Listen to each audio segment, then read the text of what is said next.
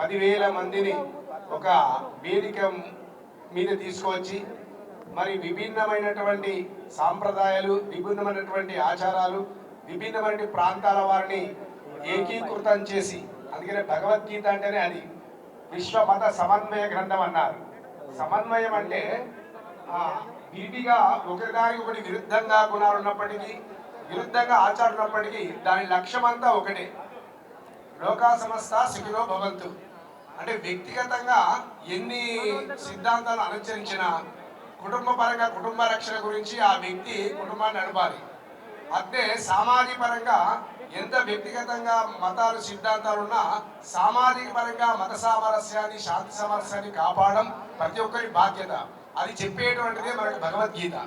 కనుక భగవద్గీత అనేటువంటిది సాక్షాత్ భగవత్ తత్వాన్ని బోధించేటువంటిది. భగవత్ స్వరూపం అనేటువంటి నామరూపాల కంటే అతీతంగా అందరిలో ఉన్నటువంటి భగవద్గీత భగవంతుని తత్వాన్ని బోధించేటువంటిది. కనుక ఆ భగవత్ తత్వాన్ని అన్ని యోగాల ద్వారా, అన్ని సిద్ధాంతాల ద్వారా, అన్ని మతాల ద్వారా సమన్వయం చేసి సర్వ ఉపనిషదో కావు మన సనాతనములో ఉన్నటువంటి వేదాలను, శాస్త్రాలను సర్వాన్ని కూడా ఏకం చేసి ఒకదాని ద్వారా, ఒకే మార్గం ద్వారా అందించినటువంటిదే భగవద్గీత అన్నమాట. కనుక ఆ భగవద్గీతను పట్టుకుంటే సరిపోతుంది అని చెప్పేవారు ఎంతో మంది ఉన్నా లేకపోయినా సరిపోతుందని మనం చెప్పుకోవాలి.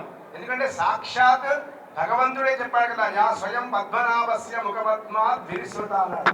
అంటే పరోక్షంగా చెప్పేటువంటి శాస్త్రాల కంటే ఇవన్నీ ఒకే సిద్ధాంతంలో ఉన్న తత్వాన్ని బోధించడానికి అనే విషయాన్ని మనకు భగవద్గీత ద్వారా అర్జునుడి నిమిత్తంగా పెట్టుకొని మనకు బోధించాడనమాట. కనుక ఈ భయ శోకాది వర్జిత ప్రతి ఒక్కరిలో ఉన్నటువంటిది ఏమిటి అంటే మనకున్నయన్ని పోతాయనే భయం, పోయిన తర్వాత ఏడుపు, రెండు ఉన్నాయన్నమాట. భయ శోకాది వర్జిత.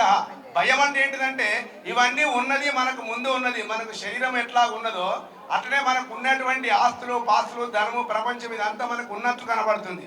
ఈ ఉన్నది పోతుంది మనకు భయం. ఆ ఎట్లాగూ పోయేది ఆగదు, పోయిన తర్వాత నాది పోయిందని ఒక ఏడుపు అనమాట. ఈ భయము, ఏడుపు ఇవి రెండు మనకి జ్ఞానానికి, భగవంతత్వానికి విరుద్ధం అన్నమాట. కనుక ఎవడైతే ఈ భయశోకాలను వర్జి చేస్తాడో వాడే ఆ భగవతత్వాన్ని గ్రహించగలడు. కనుకనే గీకారం త్యాగరూపం, తకారం తత్వబోధకం. అందుకనే గీ అనేటువంటి అక్షరం మనకి ఆ త్యాగాన్ని బోధిస్తుంది. ఏదంటే ఇదంతా ఉందో అది పరమాత్మగా ఉంది, ఏదైతే పోతుందో అది ఎక్కడికి పోవట్లేదు, పరమాత్మలోకే పోతుంది.